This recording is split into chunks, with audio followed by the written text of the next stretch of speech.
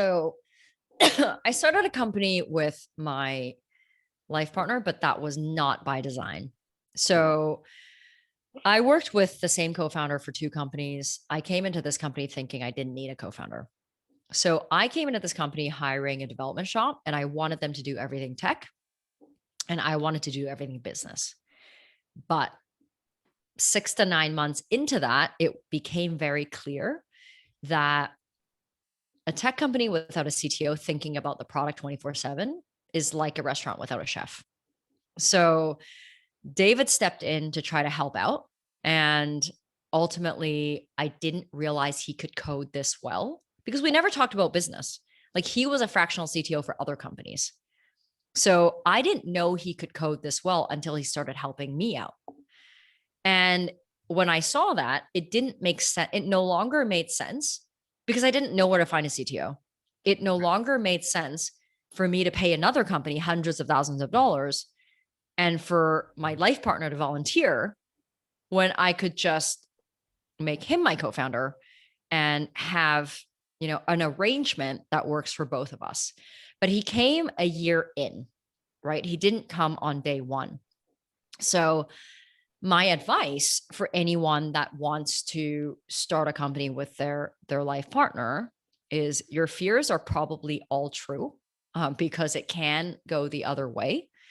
But the way that you do that is you treat your life partner as any co-founder that's not related to you.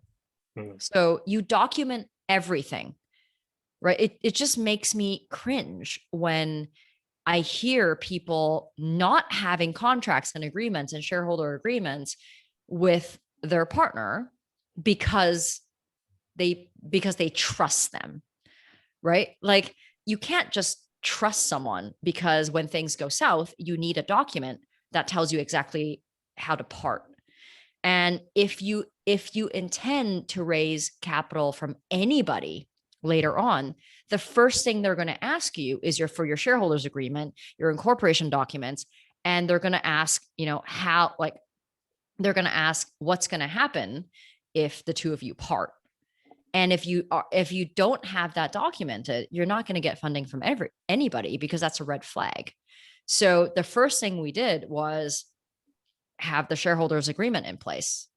And I had to have the hard conversation with him and ask him, like, what is the percentage of equity that you need to feel like a true co-founder, knowing that you're coming in a year late, but also knowing that you're the CTO that's going to build the product, but I'm going to build the entire business. And there's a difference in that.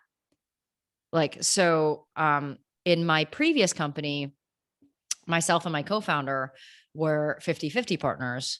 And that was something that I wish I could have changed because after so many years, I realized, yes, he was a great engineer and he built the product, but there were so many aspects of the business that I built. And I didn't feel like that was a fair split.